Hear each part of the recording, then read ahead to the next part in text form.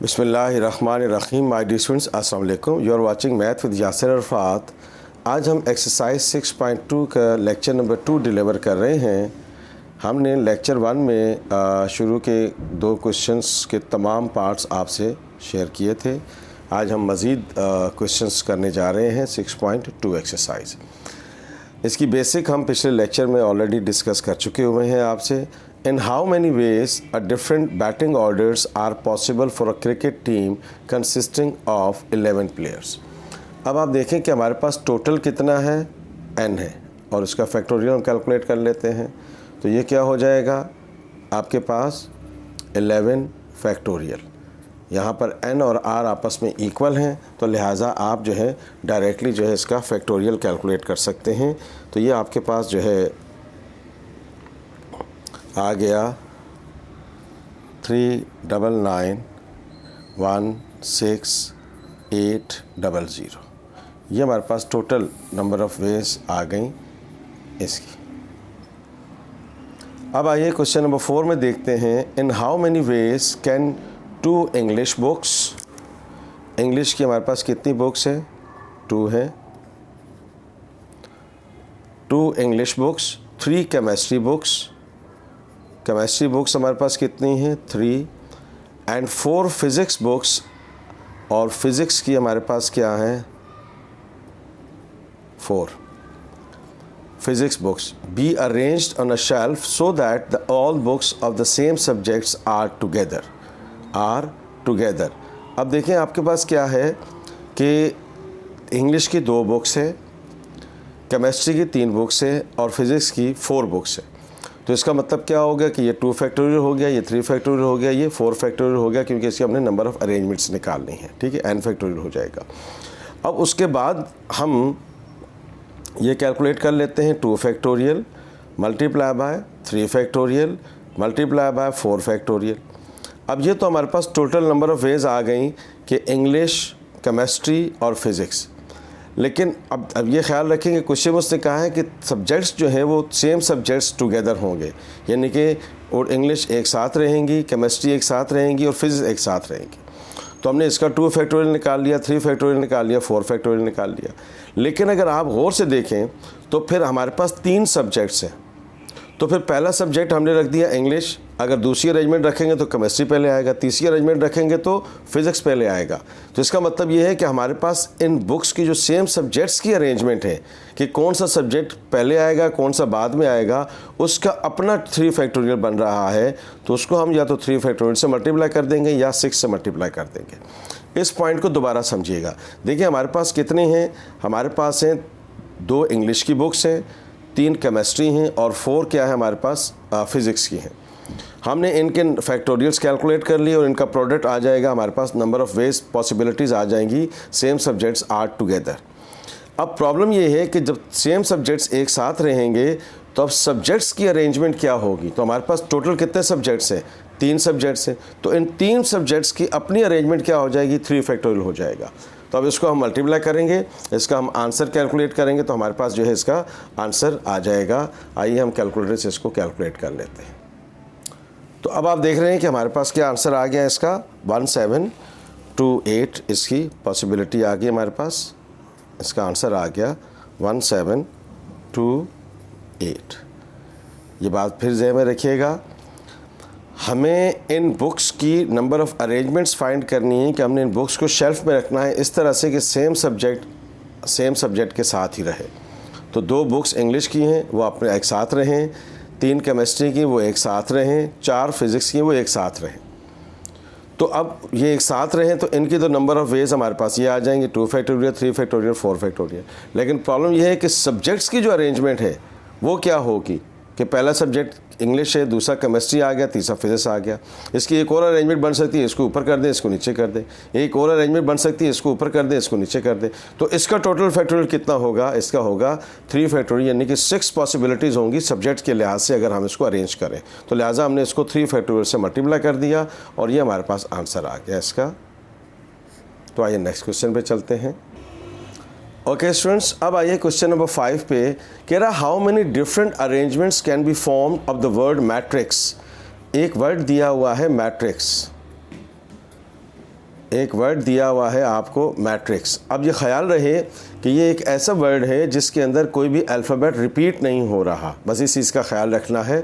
अगर alphabet repeat हो रहा है तो फिर then we have to use a different technique और the different formula to find out the permutations there. अब क्वेश्चन में कह रहा है कि how many different arrangements can be formed of the word matrix using all letters at a time. Also find the number of arrangements if each of them start with R. उसको हम देखते हैं बाद में।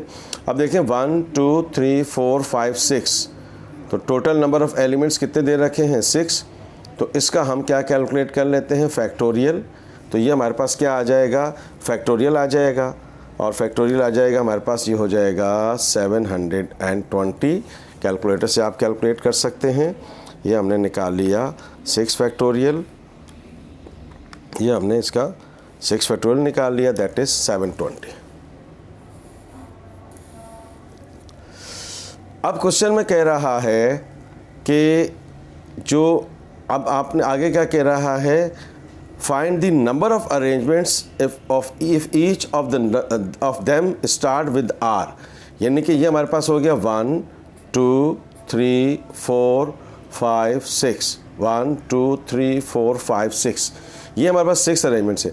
कह रहा है कि अब वो अरेंजमेंट फाइंड करें कि जिससे वर्ड R से शुरू होता हो। अब R से शुरू होता हो तो ये जब हम किसी भी नंबर को या अल्फ़ाबेट को फिक्स कर देंगे तो वो टोटल में से माइनस हो जाएगा। अब आपके पास कितनी पॉसिबिलिटीज़ रह गई, 1 2 3 4 5, दैट मीन्स हमारे पास 5 फैक्टोरियल बच गया। तो 5 फैक्टोरियल हमारे पास क्या हो गया, 5 फैक्टोरियल हो गया हमारे पास 120।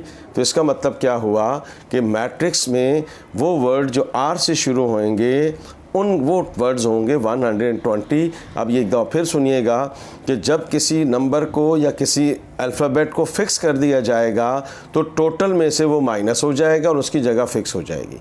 बाकी जो स्पेसेस बच गई हैं उनका हमने फैक्टोरियल कैलकुलेट कर लेना है। तो ये हमारे पास आ गया 120 वर्ड्स ऐसे होंगे जो R से शुरू होंगे। इस क्वेश्चन में 2 बातें पूछी हुई थी, वो हमने आपके सामने डिस्कस की। अब आइए क्वेश्चन नंबर 6 पे चलते हैं। कह रहा how many signals can be formed by 8 flags of the different colours when the 5 of them are used at a time. अब आप ज़हन में रखें कि हमें n आपको दिया हुआ है 8, अब R आपको दिया हुआ है 5। अब यहाँ पे हमने परमुटेशन का प्रॉपर फार्मूला यूज़ करना है, काउंटिंग टेक्निक अप्लाई नहीं करनी। तो फार्मूला क्या है हमारे पास, n permutation R, it is equals to n factorial divided by n minus R factorial. ये हमारे पास क्या है, परमुटेशन का फार्मूला है। तो अब हमारे पास क्या हो गया, 8 परमुटेशन R, तो ये हो गया 8 factorial divided bye 8 minus 5 factorial, तो ये हो गया हमारे पास 8 फैक्टोरियल डिवाइडेड बाय 3 फैक्टोरियल। आप कैलकुलेटर से डायरेक्ट वैल्यू निकाल सकते हैं अगर MCQs गिवन है, लेकिन अगर ये क्वेश्चन आ जाएगा शॉर्ट क्वेश्चन में तो then you have to show all steps there, वरना फिर आपको मार्क्स नहीं मिलेंगे। तो अब आइए हम इसको एक्सपेंड कर लेते हैं। 8 7 6 5 4 3 फैक्टोरियल पे रोक देते हैं इसको दोबारा, और ये हमारे पास आ जाएगा इसका answer. And the answer of this question is 6720। 6720, ये हमारे पास इसकी टोटल पॉसिबिलिटीज़ आ गई।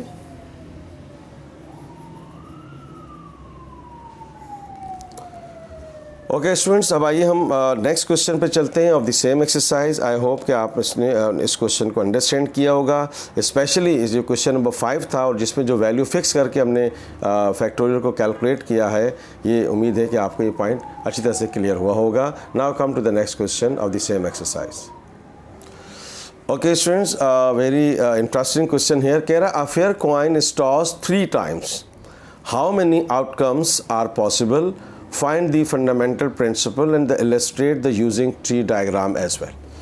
तो अब आप देखें कि हमने इसको सैम्पल स्पेस को ऐसे शो कर देते हैं। एक कॉइन है, उसको 3 टाइम्स टॉस किया गया है, तो एक टेक्निक आपसे शेयर करेंगे और फिर ट्री डायग्राम से भी उसको एक्सप्लेन करेंगे। अब फ़र्ज़ कर लेते हैं कि तीनों हेड्स आ गए, तीनों हेड्स आ गए, और फिर एक टेल यहाँ लेके इसको मूव कर लें, तो ये हो जाएगा एच एच, ये हो गया टी, फिर हो गया एच, टी को और आगे ले आइए, फिर ये हो गया टी एच एच। अब हम फ़र्ज़ कर लेते हैं कि अगर तीनों टेल्स आ गए तो ये हो गया टी टी और टी। ये टेक्निक याद रखेंगे। फिर इसके साथ एक एच ले लेते हैं और उसको मूव कर लेते हैं, ये एच टी टी एच आ गया और ये हो गया टी एच टी। आप इस टेक्निक को ज़हन में रखेंगे तो ये हो जाएगा एच टी टी। ये हो गया 1 2 3 4 5 6 7 8। There are 8 possibilities. यहाँ 8 पॉसिबिलिटी होंगी जब हम एक कॉइन को 3 टाइम्स टॉस करेंगे। ठीक है जी। तो ये हमारे पास आ गया इसका रूल कि सैम्पल स्पेस इसकी कैसे बनेगी। ये जो रिजल्ट्स आ रहे हैं इनको हम आउटकम्स कहते हैं। जब हम प्रोबेबिलिटी की तरफ जाएंगे तो फिर वहाँ सैम्पल स्पेस, आउटकम्स की वैल्यूज़ को दोबारा, टर्मिनोलॉजीज़ को दोबारा डिटेल में एक्सप्लेन करेंगे, क्योंकि वहाँ पर ये टॉपिक यूज़ होगा। बहरहाल अगर 3 कॉइन्स टॉस करने हैं तो उसकी सैम्पल स्पेस ये बनेगी, उसकी टोटल प्रिंसिपल वैल्यू ये होगी और उसके अंदर 8 एलिमेंट्स होंगे। अब आइए हम ट्री डायग्राम बनाते हैं। तो ट्री डायग्राम कैसे बनेगी? ट्री डायग्राम बन जाएगी, ये हो गया हमारे पास एच एच और ये हो गया टी। तो अब इसके फर्दर 2 पॉइंट्स बन जाएंगे और इसके फर्दर 2 पॉइंट्स बन जाएंगे और ये हो जाएगा एच टी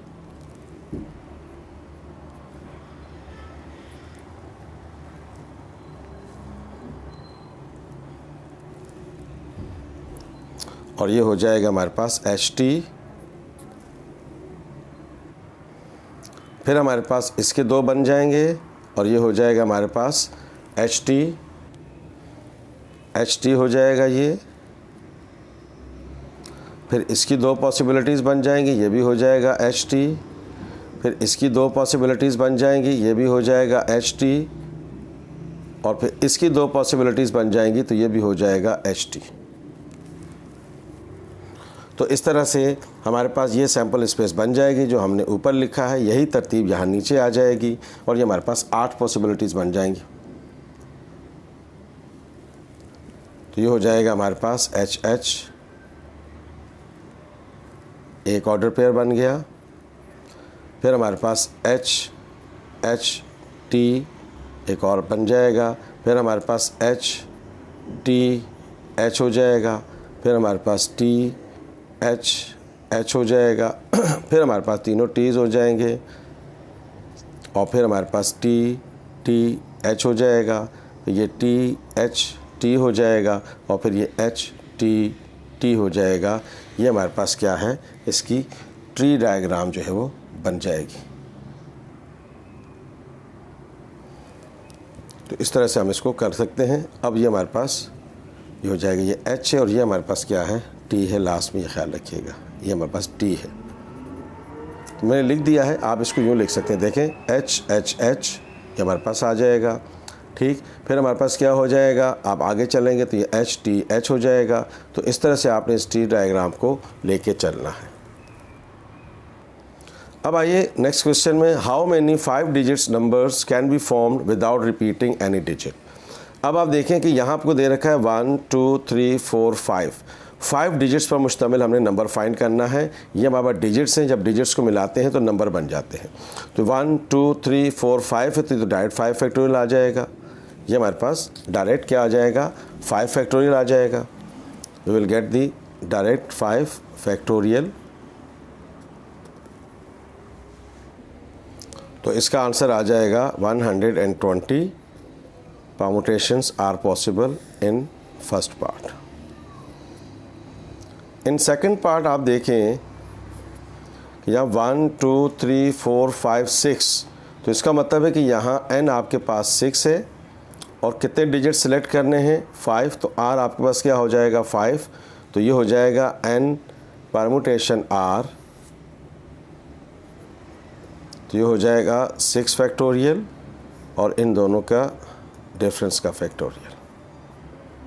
तो ये हो जाएगा n n फैक्टोरियल आ गया, यानी कि 6r यानी कि 5, 6 factorial divided bye 1 factorial. 1 factorial 1 होता है और 6 फैक्टोरियल हम इसका कैलकुलेट कर लेते हैं। तो हमारे पास 6 फैक्टोरियल आ जाएगा 720। ये हमारे पास टोटल पॉसिबिलिटीज़ हो जाएंगी। अब आइए यहाँ पर वेरी इंटरेस्टिंग पार्ट है, थर्ड पार्ट 1 2 3 4 5। अब देखें यहाँ आपको 5 डिजिट्स गिवन है। अब इन 5 डिजिट्स में अगर ये पहले पार्ट ही की तरह होते तो हम डायरेक्ट 5 फैक्टोरियल निकाल लेते, लेकिन प्रॉब्लम ये है कि अगर 0 जो है फर्स्ट पोजीशन पे आ गया तो फिर हमारे पास 4 डिजिट्स बच जाएंगे, जबकि क्वेश्चन में उसने कहा है कि 5 डिजिट्स पर मुश्तमिल नंबर फाइंड करें। तो अब हम क्या कर लेते हैं कि देखें, इसकी मैं एग्जांपल दे देता हूँ कि जैसे देखें 1 2 3 4 5, ये 5 डिजिट्स हो गए। अब अगर 0 इस पोजीशन पे आ गया तो अब आपके पास तो 4 डिजिट्स पर मुश्तमिल ये नंबर हो गया, क्योंकि ये 0 तो आपके पास काउंट नहीं होगा। तो इसका मतलब है कि हमें तो निकालना है 5 डिजिट्स पर मुश्तमिल नंबर। तो फिर हम क्या करते हैं, हम निकाल लेते हैं 5 फैक्टोरियल माइनस 4 फैक्टोरियल। 4 फैक्टोरियल क्यों, 1 2 3 4, क्योंकि 0 हमने फर्स्ट पोजीशन में फिक्स कर दिया। इसका मतलब ये है कि 0 जब शुरू में आएगा तो वो 5 डिजिट्स नहीं होंगे बल्कि 4 डिजिट्स होंगे। तो हमने 4 फैक्टोरियल इसमें से माइनस कर दिया, तो टोटल 5 फैक्टोरियल निकालेंगे और 4 फैक्टोरियल निकाल के माइनस करेंगे तो फिर उन नंबर्स की तादाद आएगी जो 5 डिजिट्स पर मुश्तमिल नंबर होंगे, जिनमें 0 शुरू में नहीं होगा, बीच में कहीं पर भी हो सकता है। ठीक है ना। तो अब इन दोनों का हम माइनस करेंगे तो हमारे पास रिजल्ट आ जाएगा। तो आपने क्या किया, आपने इसको 5 फैक्टोरियल माइनस 4 फैक्टोरियल करके आपके पास आंसर आ गया 96। तो गोया हमारे पास इन डिजिट्स में 96 ऐसे नंबर होंगे जो 5 डिजिट्स पर मुश्तमिल होंगे, जिनमें 5 डिजिट्स होंगे और यकीनन उसमें 0 जो है वो फर्स्ट पोजीशन पर नहीं होगा।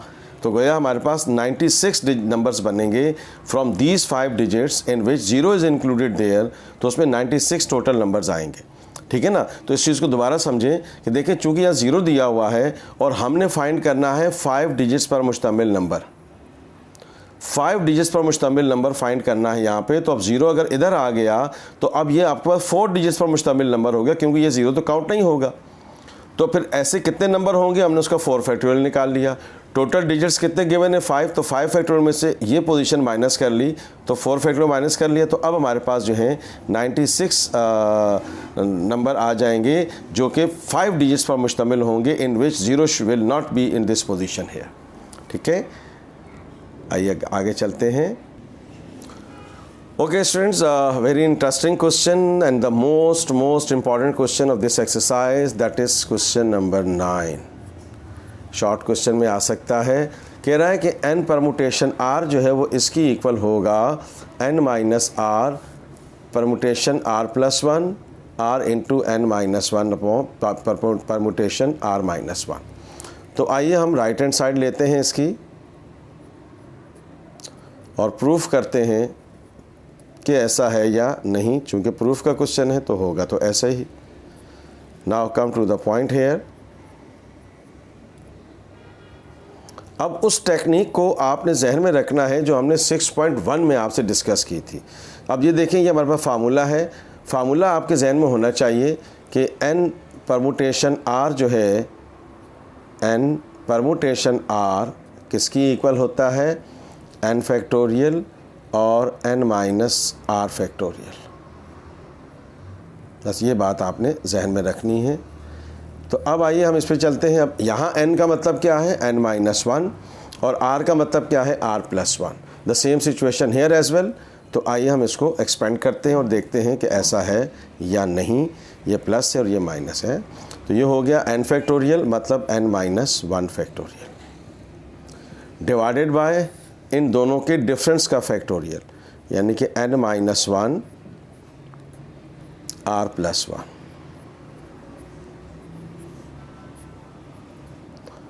ये हमने इसका फार्मूला लगा दिया, n माइनस आर। n का मतलब n माइनस 1 और r का मतलब r प्लस 1।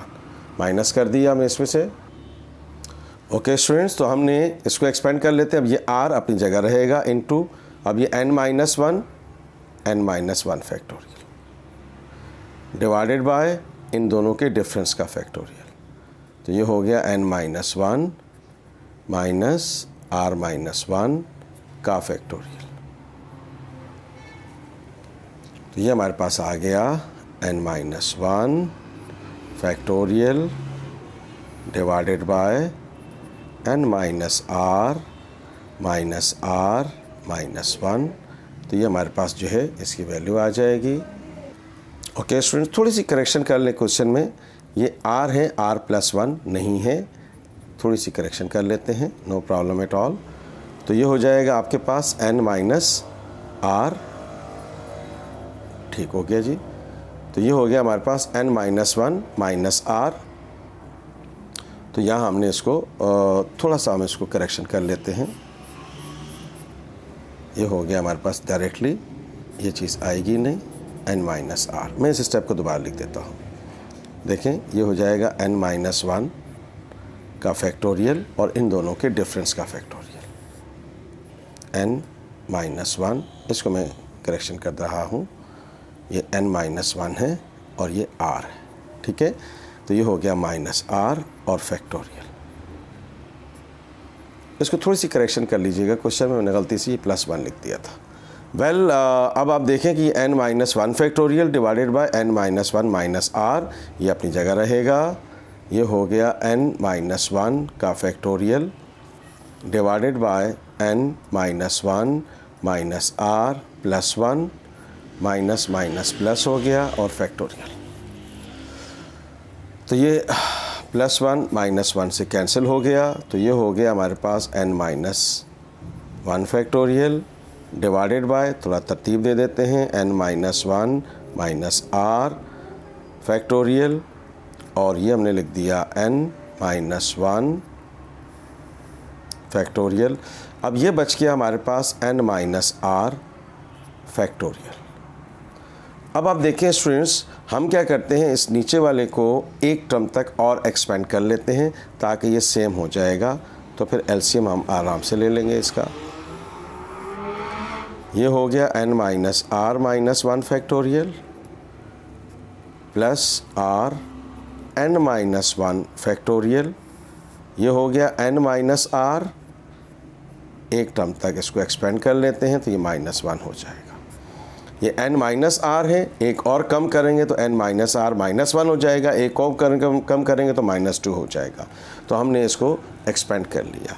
तो अब आइए हम स्टूडेंट्स इसको आगे फर्दर लेके चलते हैं। तो अब आप देख रहे हैं कि n minus one factorial, n minus one factorial, n minus r minus one factorial, n minus r minus one factorial, ये दोनों फैक्टर्स क्या आ गए, कॉमन आ गए हैं। तो आइए इसको हम कॉमन ले लेते हैं।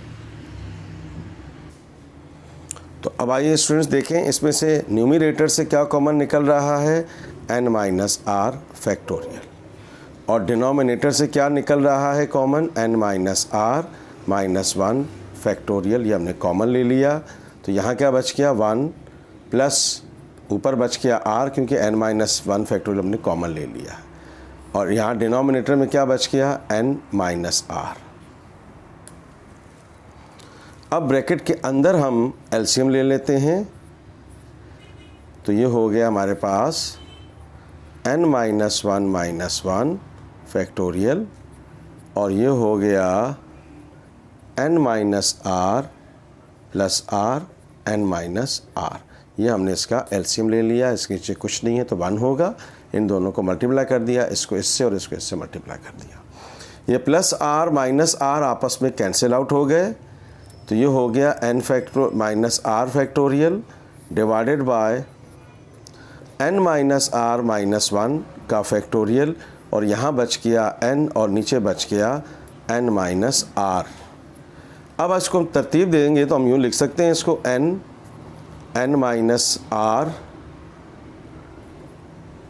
ये n माइनस वन है, ठीक है, ये n माइनस वन है। तो ये हमने क्या ले लिया, n माइनस वन कॉमन। तो ये n into n minus one factorial लिख दिया, और divided by n minus r into n minus r minus one का फैक्टोरियल। तो अब आप देखें स्टूडेंट्स, हमने आपको बताया था कि फैक्टोरियल यूँ मूव करता है तो कम होता है, और इधर मूव करते हैं फॉरवर्ड तो एक इंक्रीज़ हो जाता है। तो ये लिखा हुआ n into n minus 1 factorial, एक टर्म तक ये एक्सपेंड किया हुआ, तो मैं इसको क्या लिख सकता हूँ, n फैक्टोरियल, डिवाइडेड बाय ये आप क्या लिखा हुआ n माइनस आर, एक टर्म तक एक्सपेंड है तो मैं इसको लिख देता हूँ n माइनस आर फैक्टोरियल। तो ये पूरा फार्मूला बन गया हमारे पास, कौन सा, n p r, हमें ये प्रूफ करना था। तो right hand side equals to the left hand side. इस क्वेश्चन में जो सबसे इम्पॉर्टेंट क्वेश्चन है वो यही दो पार्ट्स हैं, स्पेशली ये पार्ट जो हमने अभी आपके सामने शेयर किया है। आइए इसी क्वेश्चन के नेक्स्ट पार्ट पे चलते हैं। ओके स्टूडेंट्स, तो आइए हम इसका राइट हैंड साइड ले लेते हैं। यहाँ पर भी ये हमने इसका राइट हैंड साइड ले लिया, n times p n minus 1 r minus 1। The same formula we have to use here. तो ये हो जाएगा n minus 1 factorial divided by इन दोनों के डिफरेंस का फैक्टोरियल। ये हमने इन दोनों के डिफरेंस का फैक्टोरियल ले लिया। अब आइए हम इस पे देखें, ये n माइनस 1 फैक्टोरियल था और फिर इन दोनों के डिफरेंस का फैक्टोरियल, ठीक। तो ये हो गया n माइनस 1 फैक्टोरियल, माइनस से ब्रैकेट को एक्सपेंड किए देते हैं, माइनस 1 माइनस r प्लस 1। तो ये हो गया आपके पास n माइनस 1 का फैक्टोरियल, ये प्लस 1 और माइनस 1 कैंसिल हो गए, तो ये बच गया n minus r factorial. The same situation here कि हम फैक्टोरियल को जब इस तरफ लेके जाते हैं तो माइनस होता है और जब इस तरफ लेकर आते हैं तो प्लस होता है, ठीक है ना। तो ये हमारे पास n into n minus 1 factorial है, एक टर्म तक एक्सपेंड किया हुआ है। हम इसको क्लोज करेंगे तो क्या हो जाएगा, n फैक्टोरियल, एक्सपेंड करेंगे तो वही चीज़ आ जाएगी एक टर्म तक। तो ये हो गया n माइनस r फैक्टोरियल।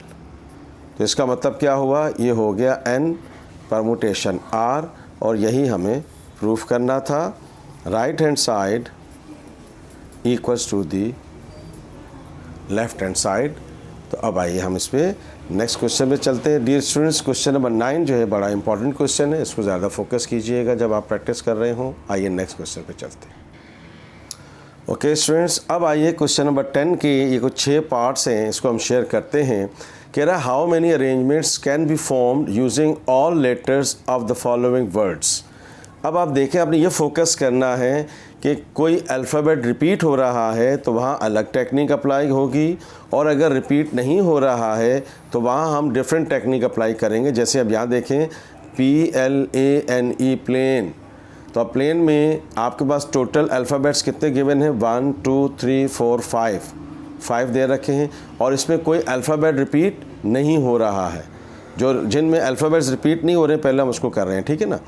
तो अब 1 2 3 4 5, तो अब इसका आप 5 फैक्टोरियल निकाल लीजिए।